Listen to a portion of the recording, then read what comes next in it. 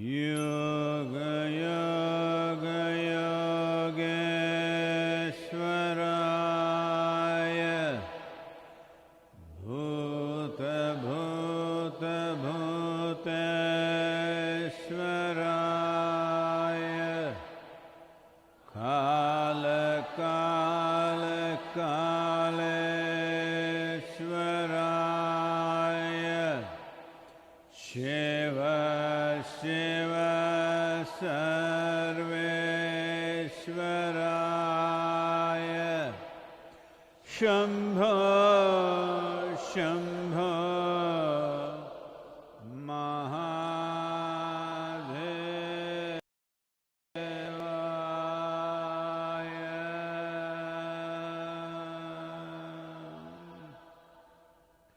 Yoga Yoga Yogeshwaraya Bhuta Bhuta Bhuteshwaraya Kala Kala Kaleshwaraya Shiva Shiva Sarveshwaraya Shambho Shambho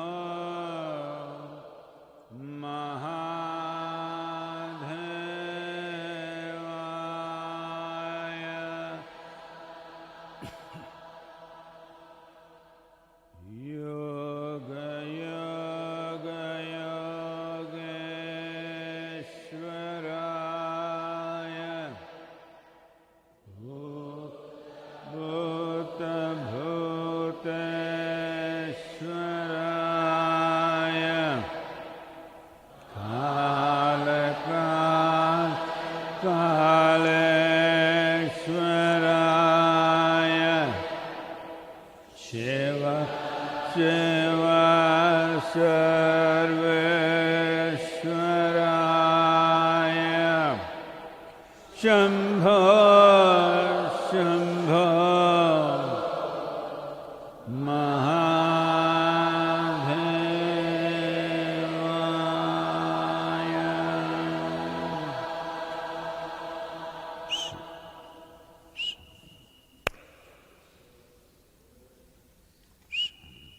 Please.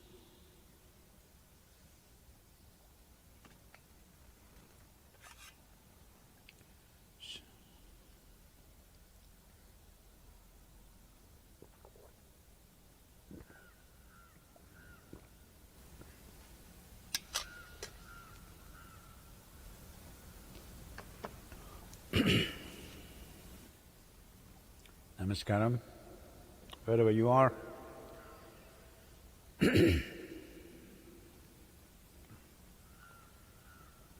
Well,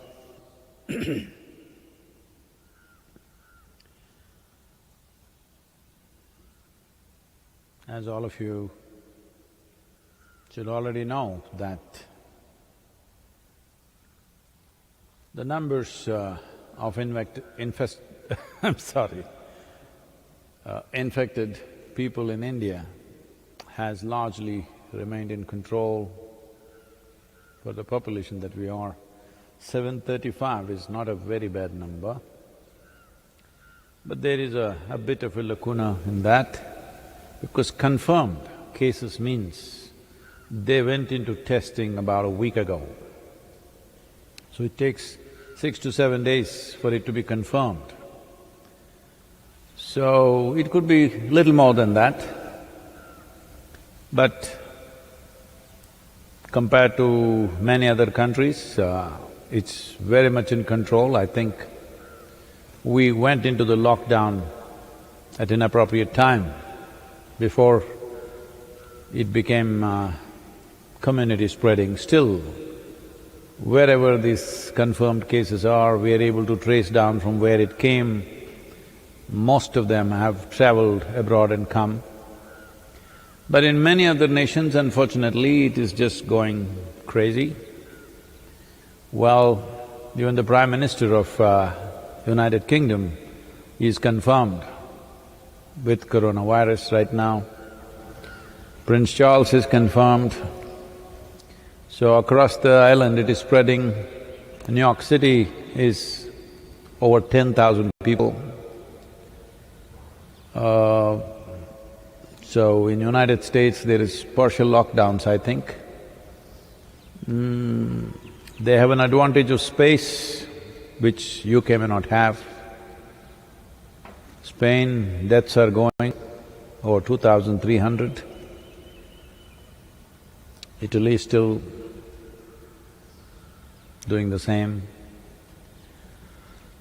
So,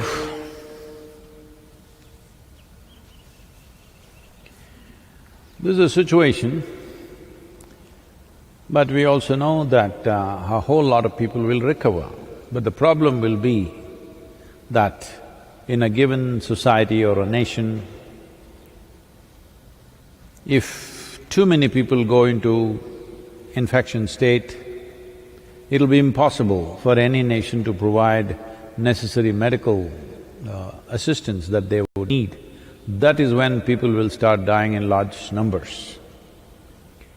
So that's what we are trying to prevent with this lockdown.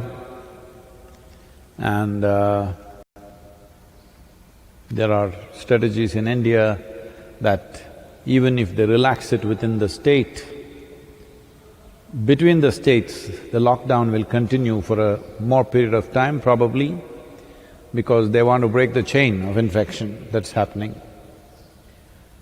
If a certain number of people are infected in a city, after that, stopping it from not touching others is very difficult. There are tragic instances where yesterday a health worker in Atlanta, I think 42-year-old lady, she's been working in a hospital, she went home and she died. A 4-year-old child was next to her, nobody else in the house, and she just died of corona. So these kind of tragic stories are coming.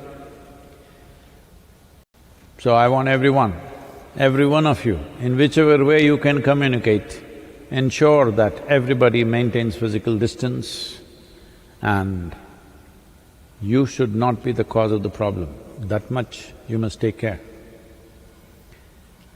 Well, those of you who are always little lazy, that you always cursed about going to work, those of you who are thank God it's Friday kind of people, this is your time. At least have a good time for 3 weeks or 4 weeks or whatever it turns out to be. The economic packages are being unfolded both in United States and in India in a big way. Everything is being pushed. It's almost like for 3 months we did not live, that's how it will be. And we again came back. It's like the Gulliver experience, but only 3 months. So, the most important thing is that people don't become fearful and start doing stupid things. People don't become fearful and start running on the streets.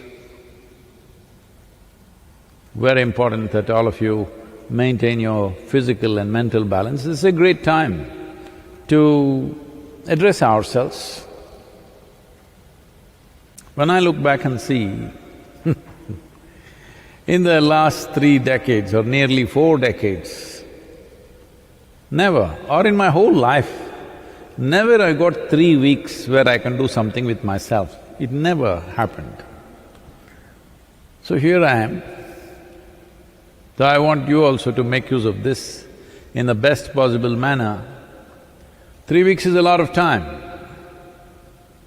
If we put enough effort into 3 weeks, we can come out physically stronger and fitter, mentally more stable and with more potential. Energetically and spiritually, we can do many things in 3 weeks full-time work. Well, many of you have attended programs and you have seen in a 2-day program or a 4-day program, life has taken a huge shift. 3 days of Bhava Spandana, life got turned upside down. So this is your time to do your thing, that you become a life that will soar. Yes. Let us not complain about anything and everything that comes our way. The virus is doing its job, we must do ours. This is important. We don't do virus's job, we do ours. If you transport virus from yourself to another person or from another person to you and you to somebody, you're doing the job of the virus. You're a virus party. If you don't cooperate with the virus, that means you're doing what you want to do. This is the time. This is a given vacation. Well, it's going to set us back economically on various levels. Individuals, families, communities, nations, the entire world's economy probably will fall back a little bit. It's okay. I'm saying it'll hurt. It'll hurt all of us, it'll hurt us as an institution, but it's all right. Maybe we will live the way we lived 5 years ago or 10 years ago. There was nothing wrong at that time, it was fine. We will just be like that. So, the most important thing is, we are alive and we have a vacation. Let's put it to good use. But people are complaining, people are having just 3 days, already home is becoming repressive for a lot of people. All these days they were complaining, where is my husband? I see him only once in a week. Where is my wife? She's going to work, I can't see her. I'm missing you, you're missing me. Now, we are missing the office. Well, human relationships are like this. When you're together, it's a problem, when you're away, it's a problem. When they're away, there's only one problem, you just miss them. When you're together, there are multiple problems. This happened. At one time, Shankaran Pillai was a weekend golfer. That is, every weekend he golfs. So one Saturday morning he was putting on his shoes. The wife came and she was in an emotional mode. She said, every weekend you're going away golfing, you don't love me, you love this golf game more than me. Shankaran Pillai tightened the lace and then he said, see Lakshmi, it is true, I love the golf game more than you. But let me tell you, I love you more than the cricket, tennis, football put together.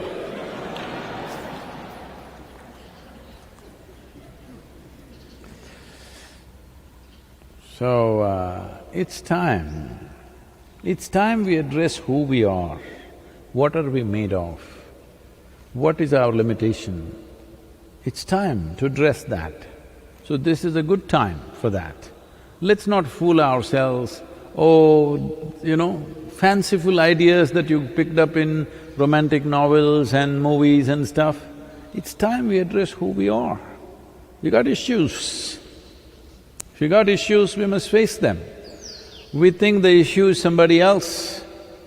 No, we've got issues as people. Time to face them. Very, very important. If you could do it every day, on the fly, doing all the work, that would be fantastic. But if you could not do that, this is a time when you sit by yourself, all the troubles you're having, obviously yours. The boss is not around. You can't blame it on him. The traffic is not bad anymore, you're not even there. You can't blame it on the traffic, why you're freaked? You don't have to go to office on the time, so you can't blame it on that. You're sitting at home and freaking, obviously it's you. It's time to address that. Human relationships, become what they become mainly because most people think the other person should be the source of my joy. No, it's your business to see that you are the source of joy for the other person.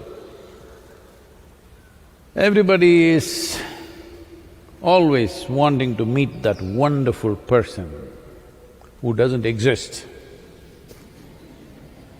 Actually, I have enough experience in life, I'm telling you, such a person doesn't exist. Because even, today everybody, at least in India, people's idea of the most beautiful and wonderful human being is Krishna. He dances, he sings, he loves and fantastic he is, all right? But his wives were complaining endlessly during their time. So even his wives were complaining because you always think somebody else has to be wonderful. It's time, these 3 weeks is a good amount of time that you become that wonderful person that you're aspiring to meet. You become that wonderful person that you're expecting everybody else to be. This is your chance. If you become that wonderful person, well, others also can enjoy it, but above all, you enjoy it. That's the most important thing. If you sit here, if you are a wonderful human being, you enjoy this. Well, others also can enjoy it, that's wonderful. But if they are not around, you enjoy being a wonderful human being. You are in the company of a wonderful human being always. This everybody must do. And now this virus has given you this possibility of 3 days at home. Good time to do it. A few of you at the ashram, rest of you at home. Good time to do it. Very good time. Let's make use of this. Question? Sadhguru, the first question is from S. Upadhyay. Namaskaram, Sadhguru. While speaking about Dhyanlinga, you had mentioned that you can access it from anywhere. From the past few months, I have a very intense longing to experience your life presence 24/7, wherever in the world I may be. Could you please give me a method to make this possible? What is your understanding of live? You want me on the web all the time? Because today live does not mean I'm alive. Live means I'm online. So, let's understand this.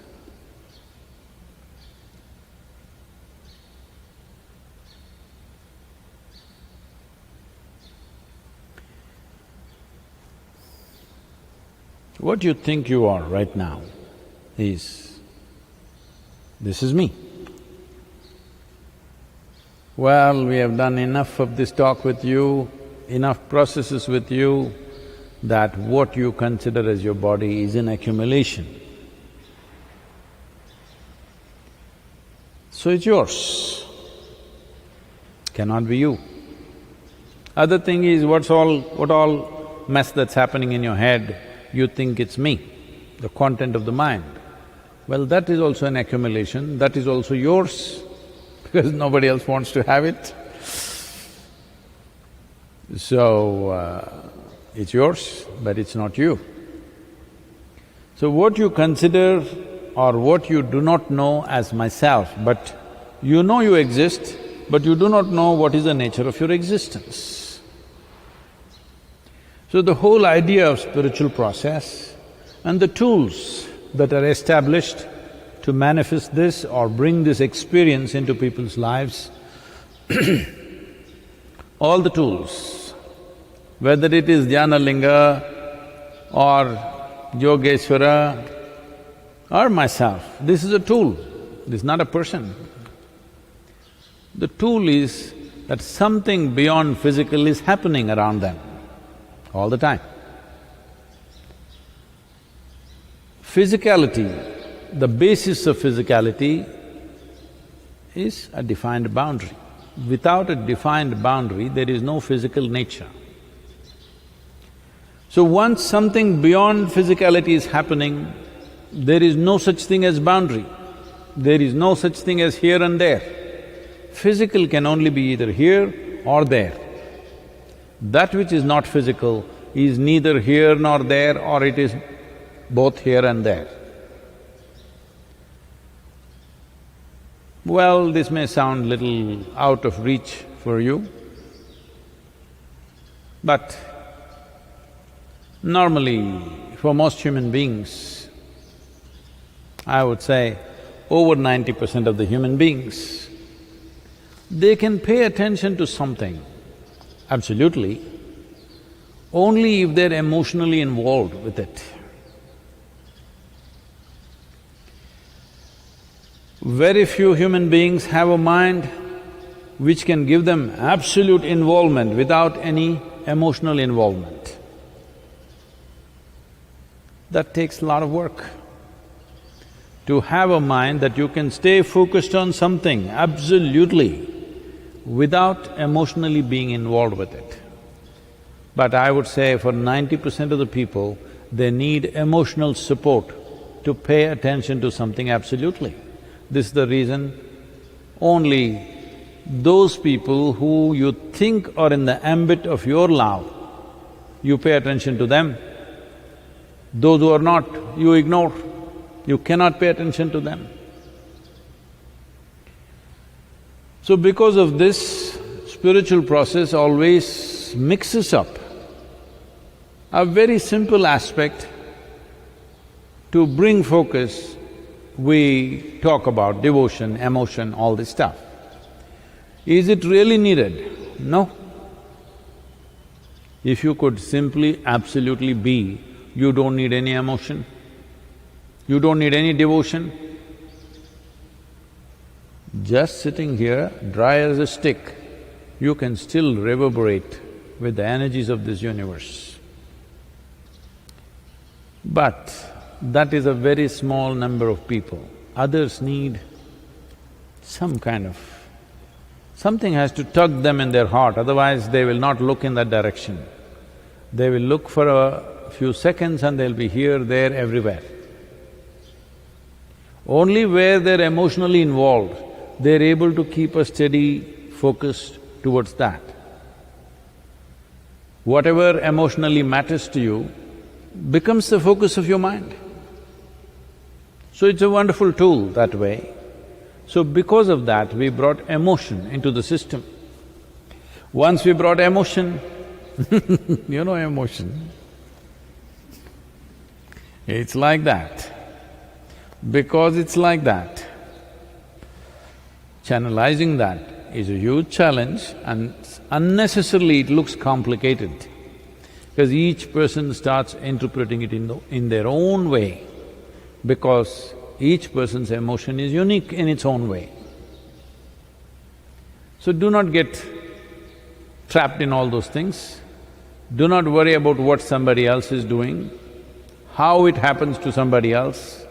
This is why in Isha we've always stopped people from sharing their spiritual experiences because others will get confused. If you say, I was lying down, I was just lying down somewhere in some other part of the world, wherever you are, Mr. what? Acharya? Upadhyaya? Upadhyaya. Sadhguru came.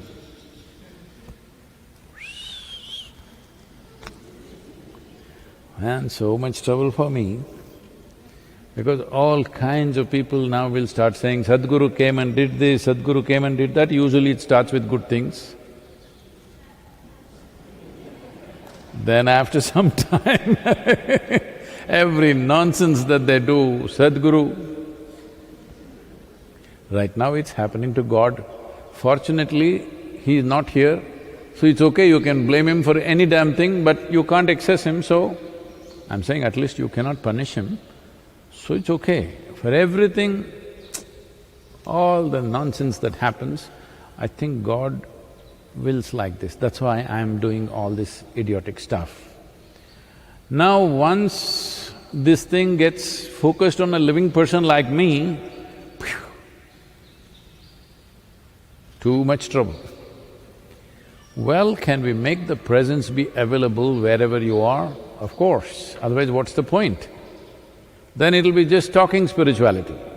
Talking spirituality can be inspiration at its best and entertainment at its worst. That's all it can be. Talking about it, talking about it, talking about it. Inspiration is needed in the beginning, but if you need inspiration throughout your life, you're a lost case. Inspiration it's like ignition. Got the engine started. Once you have the engine started, if you keep turning the ignition, it makes ugly noises. Same will happen to people. Once they're sufficiently inspired, there is no need to go on inspiring them, they will become fanatics. If you go on inspiring people, they will become madcaps who will do most illogical and terrible things in the world. Too much inspiration. Inspiration is like ignition to get somebody started, a little bit push. After that it's over. After that, they must have processes and methods with which they can access. More than anything, somehow, whichever way, involvement. So we are talking about a consecrated form like Dhyana Linga, or myself or yourself. When we initiated you, I have spoken about this, but largely we are avoiding talking about it. We are still calling Shambhavi as initiation. It's not really an initiation because nothing is given, it's a kind of a consecration. All you have to do, your daily practice, it is not like Shakti Chalana Kriya or Shunya meditation where there is a specific process. Here, all you're doing is, it's like sweeping the temple. People every day are sweeping Dhyana Linga temple. They're not recharging Dhyana Linga or doing something. There are no rituals, there are no processes, just sweeping the temple, keeping it clean. This is all you're doing with Shambhavi. You are not doing anything to boost yourself, just keeping it clean because it's consecrated. If you don't keep it clean, suppose if you do not keep your window panes clean, suddenly even the sun doesn't seem to be bright enough.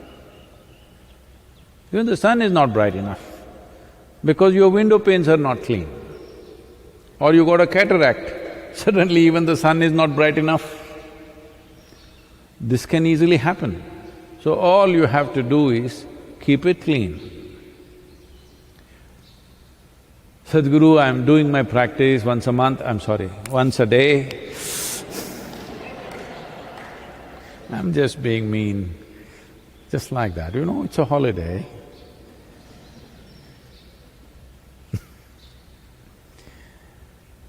If you're doing your practice every day, to some extent it's clean. But maybe the rest of the day you're completely oblivious of it. So one simple thing you can do is use something, anything. Maybe a picture, maybe a mantra, maybe just a sound, maybe just a reminder on your phone, just anything that mentally, emotionally you just get connected to that aspect as many times as possible in a day. That if you close your eyes, only that appears. Right now still all those cinema stars and others are appearing, so you're not feeling it. It's not that it's not there. You're not… See, when you do the practice, you feel it. During the day, you're not feeling it because you let other things dance. Item numbers are happening. So, you do anything, use anything you want, maybe a reminder on the phone, maybe a picture that you will look at it, or a phone screen, you put something as a screensaver, or a chant, you yourself chant or you listen to a chant, do something. All we are trying to do is mentally, emotionally, you're focused in one direction. If you do this much, the presence will be strong. Even now it's there, but like With cataract, how can you see? You're just trying to remove the cataract, that's all. It's very much possible to experience any dimension of life which is not limited by physical nature. You have no problem feeling it and experiencing it and knowing it. Distance is not an issue, there is no distance for non-physical dimension. Distance is a manifestation of physicality. If there's an inch, there is a mile, if there's a mile, there is 10,000 miles. That's how it is. From an inch to a light year, there is distance only because of physical objects. If there is no physicality, distance means nothing. So this is not a physical dimension. So, feeling it, knowing it, experiencing it will not be a challenge if there is a certain amount of focus towards that. You create your own device, how to remind yourself every few minutes or once an hour or whatever you like, it will happen.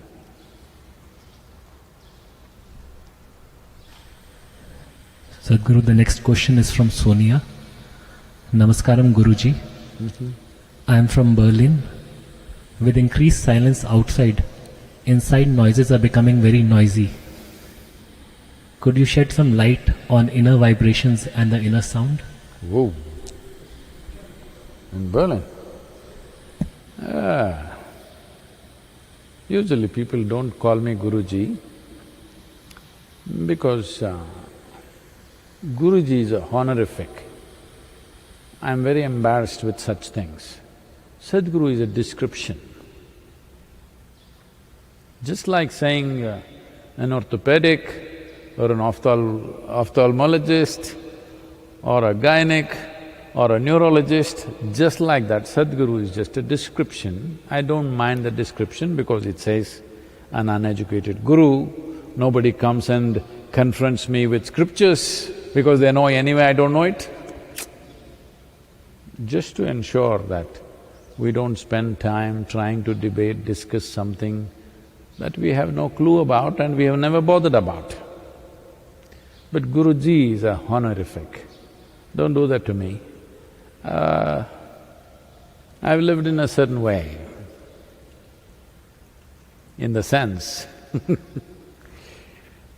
I've lived in such a way that people around me are always confused. What the hell is he about? It's very important for me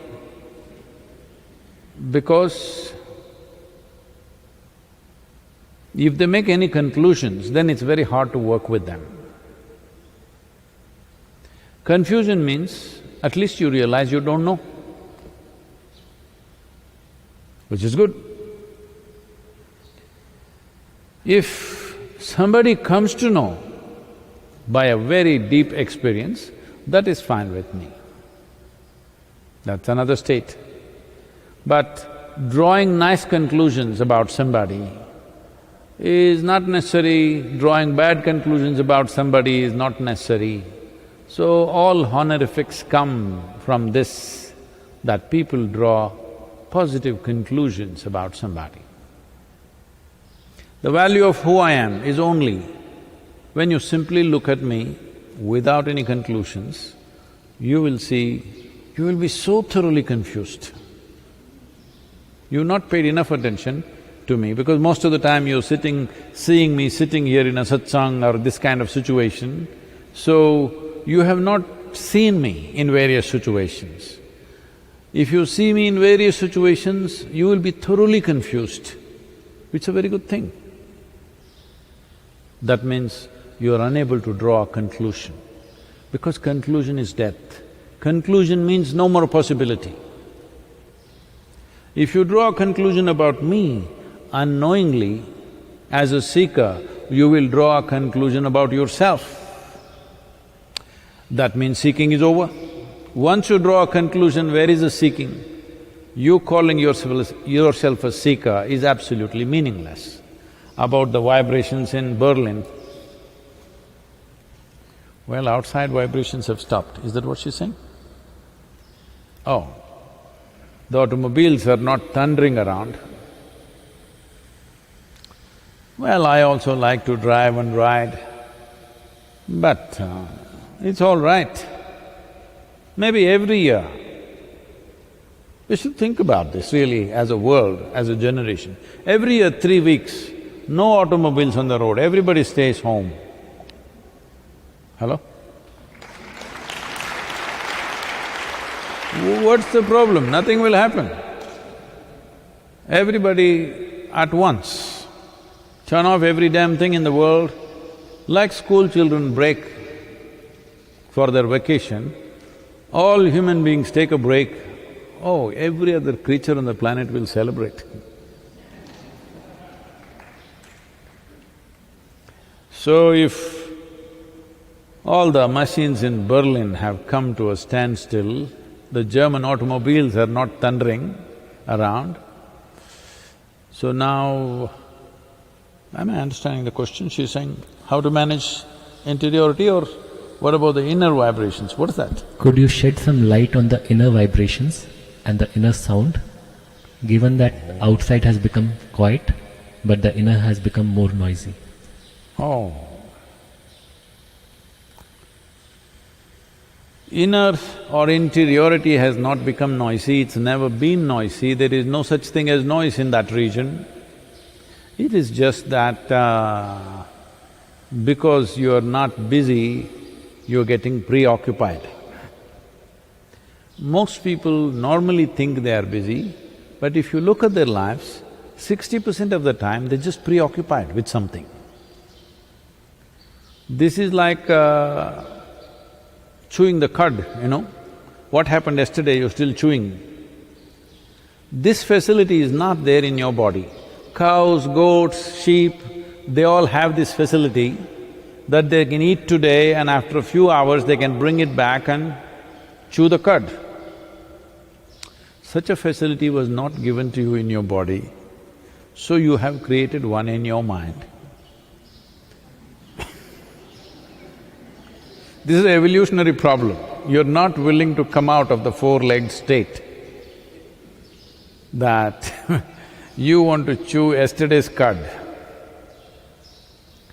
In the southern Indian mysticism and yoga, we look at people and if they are either enjoying or suffering only what has happened in the past, because of past activity, now they're enjoying something, but doing something totally different now, not understanding that they're just enjoying past benefits and it may run out any time. We say, ayyo, palaya sadam.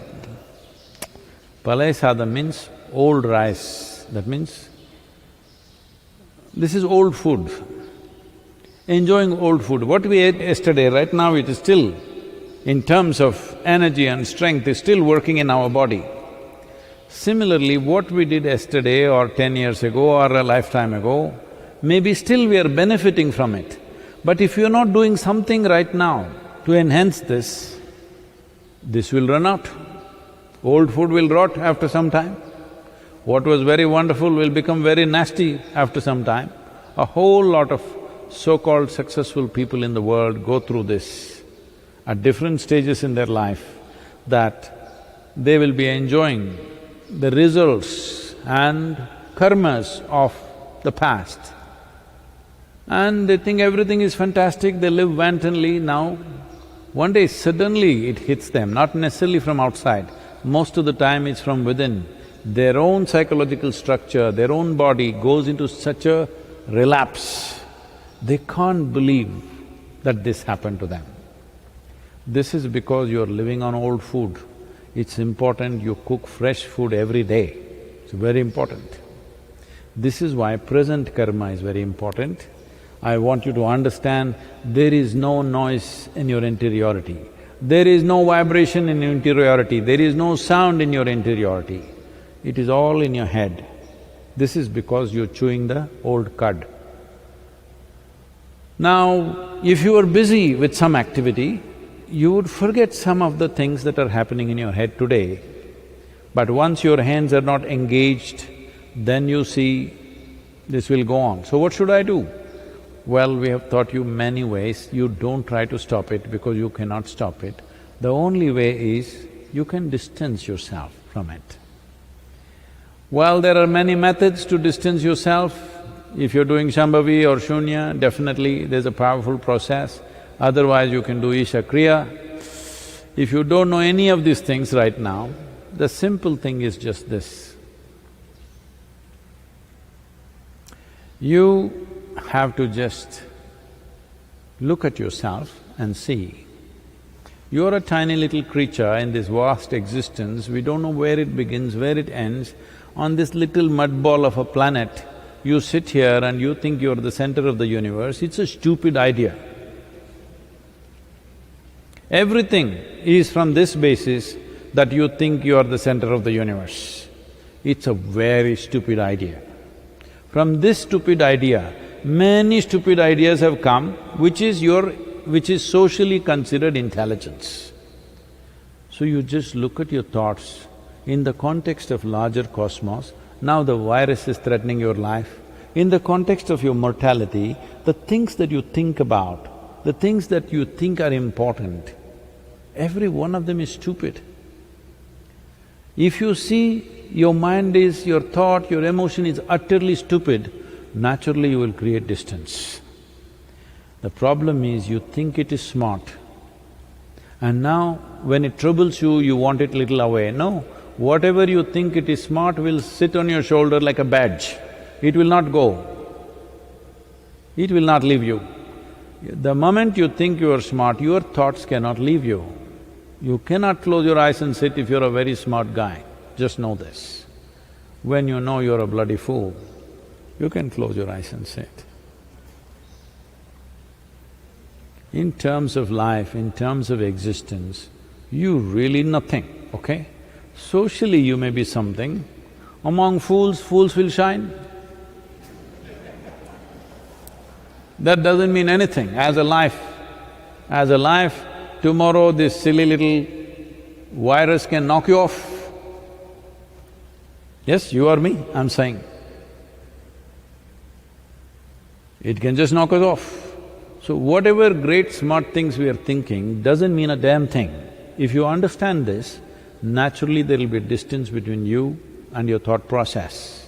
Once there is a distance between you and your thought process, it doesn't matter what you're thinking at all. Yoga yoga yogeshwaraya bhuta bhuta bhuteshwaraya kala kala kaleshwaraya Shiva Shiva Sarveshwaraya Shambho Shambho Maha